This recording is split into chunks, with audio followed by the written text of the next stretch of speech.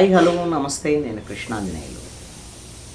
Corporate స్కూళ్ళు, కళాశాలలు, అదేవిధంగా విశ్వవిద్యాలయాల పేరు చేస్తున్నటువంటి అక్రమాలు, అదేవిధంగా ఫీజులు అక్రమ వసూళ్ళు, అత్యధిక ఫీజుల వసూళ్ళు ద్వారాగా విద్యార్థుల తల్లిదండ్రులను దోచుకుంటున్నటువంటి వైనం ఇవన్నీ కూడా తెలిసినటువంటి విషయాలే.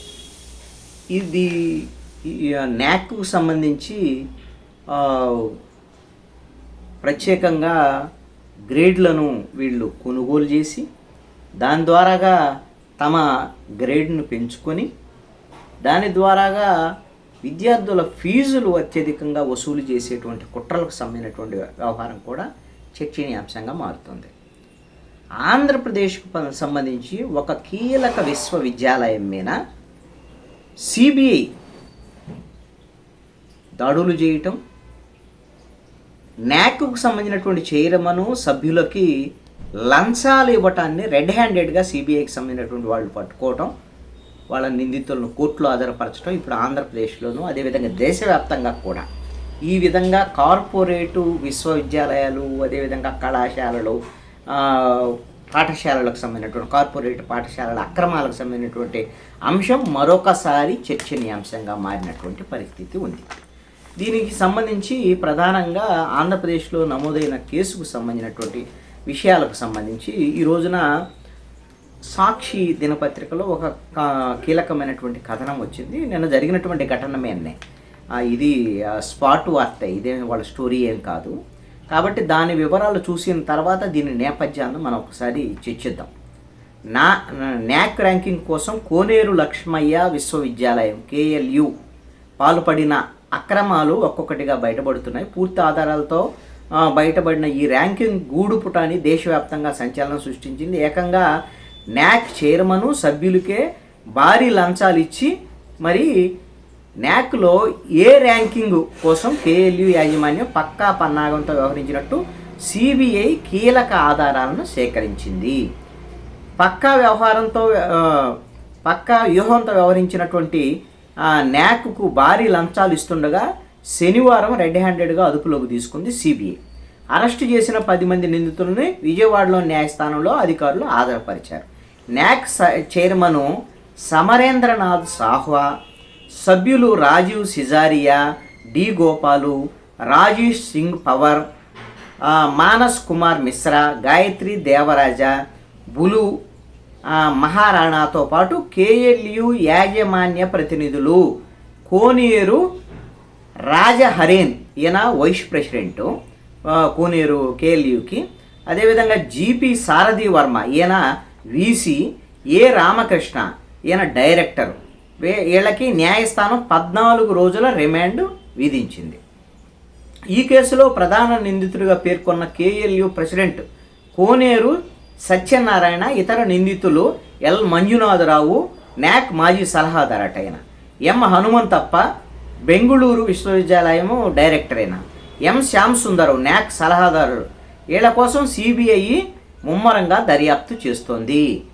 న్యాయస్థానానికి సిబిఐ సమర్పించిన రిమాండ్ నివేదికలో న్యాక్ ర్యాంకింగ్ కుట్రపై పూర్తి వివరాలను కూడా కోర్టుకి సిబిఐ వెల్లడించింది. ఏంటి అసలుకి ఈ KLU వాళ్ళు అసలు ఈ ఏ ర్యాంకింగ్ కోసం ఎందుకు ప్రయత్నం చేశారు అనేటువంటి దాని మీద సిబిఐ రిమాండ్ రిపోర్ట్లో పేర్కొన్నటువంటి అంశం ఏంటి అని అంటే, ఈ విధంగా ర్యాంకింగ్ పొందటం తర్వాత ర్యాంకింగ్ పొంది అత్యధికంగా ఫీజులు వసూలు చేయాలనేటువంటిది KLU కుట్ర అనేటువంటిది ఈ రిమాండ్ రిపోర్ట్లో పేర్కొన్నారు.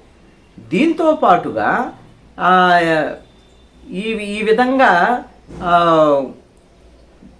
ఈ ఏడాది న్యాక్ తనిఖీలు ఉంటాయని తెలిసినప్పటి నుంచి వీళ్ళు చేసినటువంటిది ఏంటి అని అంటే, పక్కా పన్నాగంతో న్యాక్ చైర్మన్ సురేంద్రనాథ్తో సహా సభ్యులు మధ్యవర్తుల ద్వారాగా కొన్ని నెలల ముందుగానే వాళ్ళని సంప్రదించి న్యాక్ ప్రస్తుత సలహాదారు ఎం శ్యామ్ సుందరం, మాజీ సలహాదారు ఎం హనుమంతప్ప, ఇందులో వీళ్ళు కీలక భూమిక పోషించారట. ఎవరికి? KL యూనివర్సిటీ వాళ్ళకి న్యాక్ చైర్మన్, న్యాక్ సభ్యుల మధ్య ఈ ఒప్పందాలను కుదిరించడానికి వాళ్ళని న్యాక్ చైర్మన్ సభ్యులను లోబరుచుకొని ఈ యాజమాన్యం ఏం చేసింది, వాళ్ళకి పెద్ద మొత్తంలో డబ్బుల్ని వీటిని ముడుపులు అందజేసింది.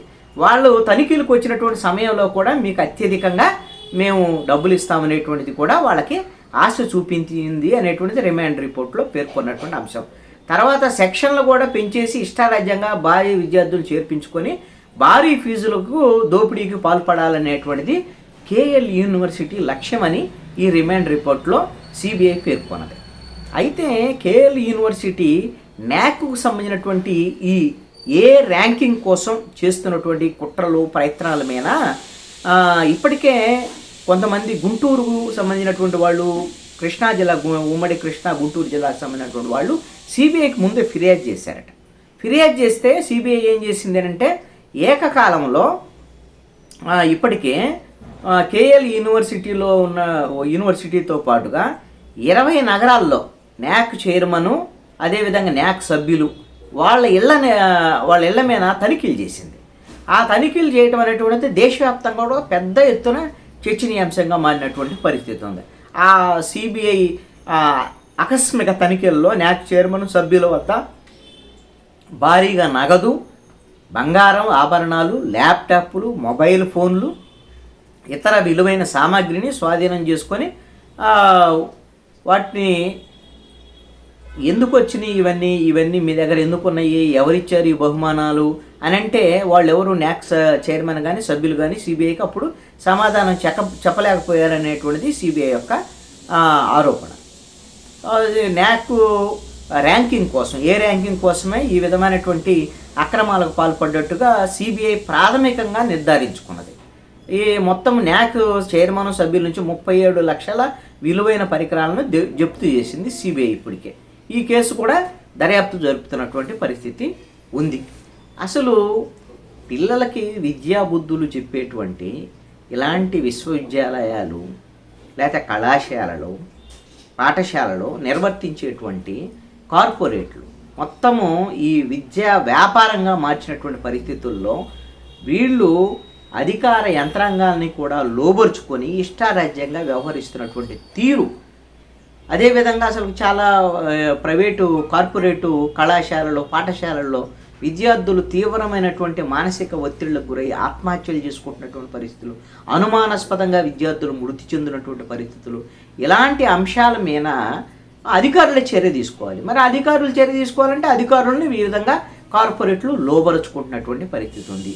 ఈ అంశాలు ఈ రోజున ప్రజల ఎంతో కొంత తప్పు కూడా ఉంది. ఏంటి అని అంటే తమ పిల్లలకి మంచి ర్యాంకులు రావాలి, బాగా చదువుకోవాలి అని అంటే కార్పొరేటు స్కూళ్ళు, కళాశాలలు, ఇలాంటి యూనివర్సిటీలోకి వెళ్తేనే చదువు వస్తుంది అనేటువంటి ధోరణి కూడా ప్రజల్లో ఉంది. దీనికి కారణం ఏంటంటే ప్రభుత్వ రంగానికి సంబంధించినటువంటి విద్యా వ్యవస్థ మీద, దాన్ని మౌలిక వసతుల కల్పన, మెరుగైనటువంటి విద్య అందించడంలో ప్రభుత్వాలు, కేంద్ర రాష్ట్ర ప్రభుత్వాలు నిర్లక్ష్యం చేయటం వల్ల కూడా కార్పొరేట్ల వైపు ప్రజలు మొగ్గు చూపుతున్నటువంటి పరిస్థితి ఉంది. ఇప్పుడు ఈ రోజున కేఎల్ యూనివర్సిటీ ఈ విధమైనటువంటి అవినీతి వ్యవహారం అనేటువంటిది ఇప్పుడు దేశవ్యాప్తంగా ఆంధ్రప్రదేశ్ ప్రజల్లో కూడా చర్చనీయాంశంగా మారింది.